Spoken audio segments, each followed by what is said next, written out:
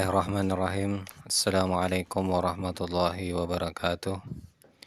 Pada kesempatan kali ini kita akan membahas suatu pengajaran bahwasanya ilmu dan keutamaan ilmu serta hal-hal yang berkaitan dengannya. Allah Subhanahu wa taala berfirman, adakah sama orang-orang yang mengetahui dengan orang-orang yang tidak mengetahui? Az-Zumar ayat 9. Selanjutnya Allah berfirman, Allah akan meninggikan orang-orang yang beriman di antara kalian dan orang-orang yang diberi ilmu pengetahuan beberapa derajat. Surah Al-Mujadilah ayat 11.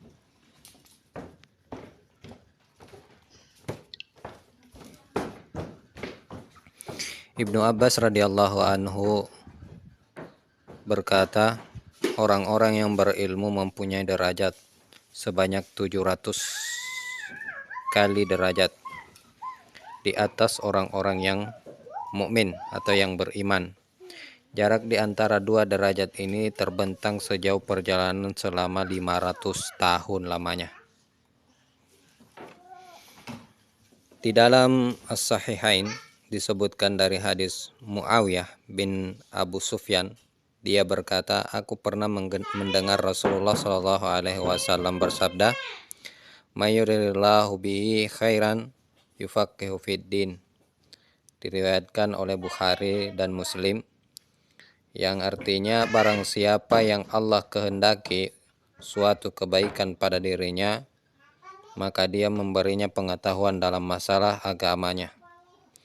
Dari Abu Umamah radhiyallahu anhu, dia berkata Rasulullah sallallahu alaihi wasallam pernah ditanya tentang dua orang, yang satu ahli ibadah dan satunya orang yang berilmu. Maka beliau menjawab, kelebihan orang yang berilmu atas ahli ibadah sama dengan kelebihan atas orang yang paling hina di antara kalian.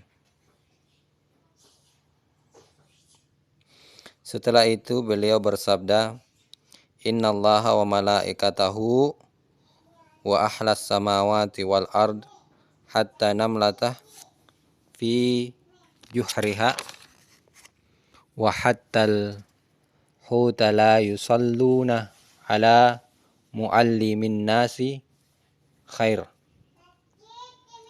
Rawahu Tirmizi, yang artinya sesungguhnya Allah dan para malaikatnya, penghuni langit dan bumi, termasuk pula semut di dalam liangnya, termasuk pula ikan paus, benar-benar bersalawat kepada orang-orang yang mengajarkan kebaikan kepada manusia.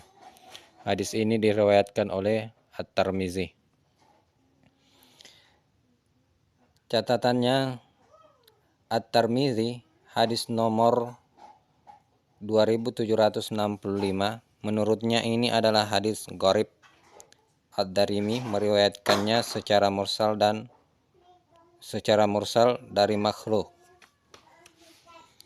Salawat Allah kepada manusia ialah berupa pemberian rahmat kepadanya. Salawat malaikat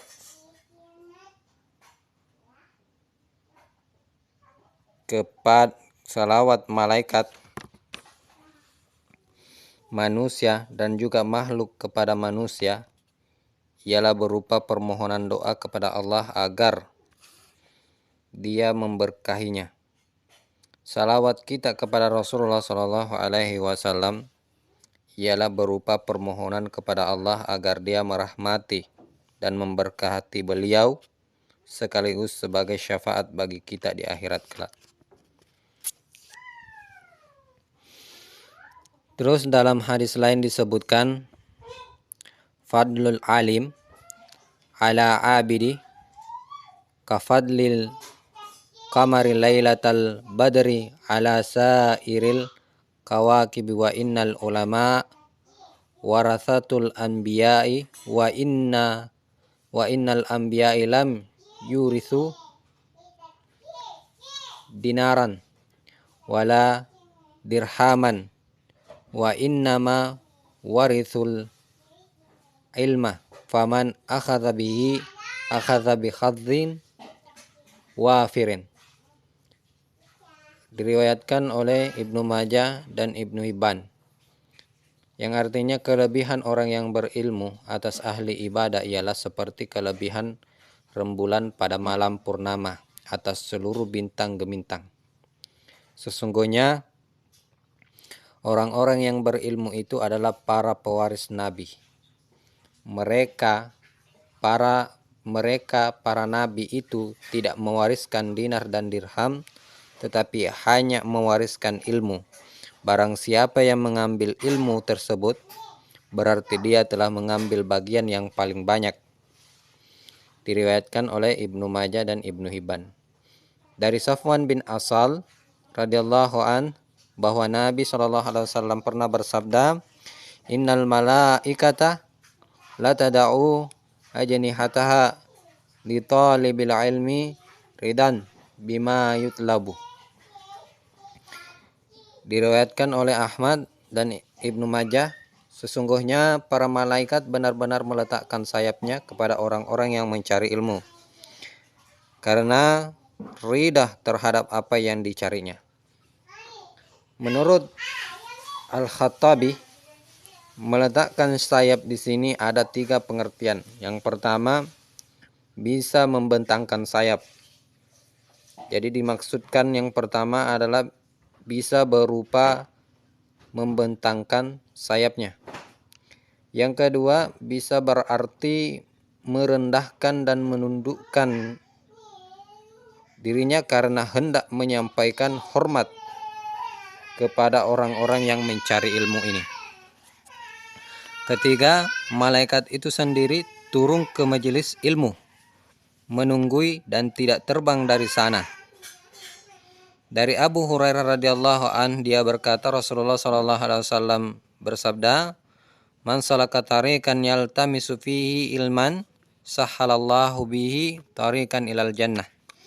Diriwayatkan oleh Muslim, barang siapa meniti suatu jalan untuk mencari ilmu, menuntut ilmu, memperoleh ilmu, maka Allah memudahkan jalan baginya ke surga.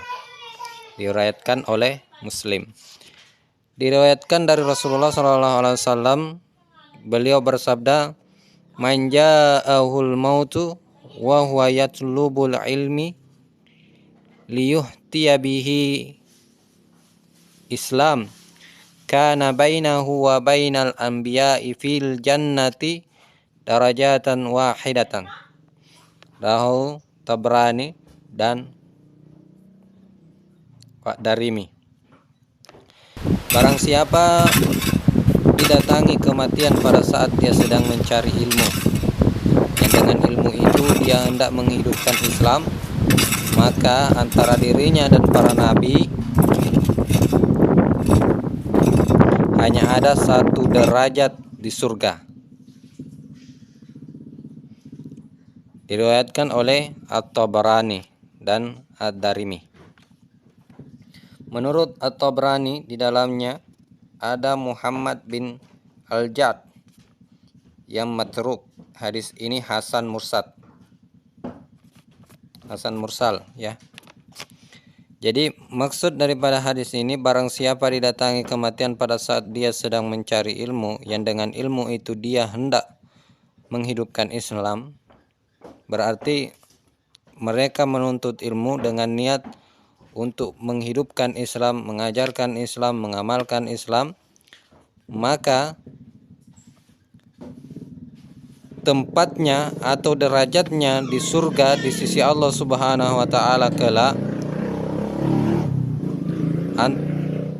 antara orang ini dengan para nabi-nabi dan rasul itu hanya berbeda 1 derajat saja di surga. Itu masuk hadis tersebut. Sebagian orang bijak berkata, "Aduhai, mengapa ada orang yang tidak sempat mencari ilmu, dan mengapa ada ilmu yang tidak sempat dicari?" Tentang keutamaan mengajarkan ilmu telah disebutkan di dalam As-Sahihain dari Sahal bin Sa'ad radhiyallahu an bahwa Rasulullah SAW bersabda kepada Ali bin Abu Talib, li ayyahdiyallahu bika rajulun wahidan khairan laka min ayyakuna laka khumrun na'am. Yang artinya, lebih baik bagi dirimu jika Allah memberikan petunjuk kepada satu orang laki-laki lewat dirimu daripada engkau memiliki himar yang paling bagus. Ingat, Ibnu Abbas radhiyallahu anhu berkata, sesungguhnya orang-orang yang mengajarkan kebaikan kepada orang lain ke setiap hewan yang melata akan memohonkan ampun baginya, termasuk pula ikan paus di lautan. Ada pula satu riwayat yang lain yang dimarfukan kepada Nabi Shallallahu Alaihi Wasallam serupa dengan ini. Jika ada yang bertanya bagaimana mungkin ikan paus memohonkan ampun bagi orang yang mengajarkan ilmu, jawabannya adalah karena manfaat ilmu meliputi segala sesuatu termasuk ikan paus. Orang-orang yang berilmu tentu tahu apa yang boleh dilakukan dan apa yang tidak boleh dilakukan atau yang dilarang oleh Allah Subhanahu wa taala. Mereka tentu akan memberikan nasihat agar berbuat santun kepada segala sesuatu termasuk terhadap hewan yang disembelih dan ikan paus. Karena itulah Allah mengilhamkan kepada setiap makhluk berupa permohonan ampun bagi orang-orang yang berilmu itu sebagai balasan daripada perbuatan baik mereka. Itulah sedikit pembahasan kita tentang ilmu dan keutamaan-keutamaannya. Di lain waktu akan dilanjutkan di part berikutnya. Assalamualaikum warahmatullahi wabarakatuh.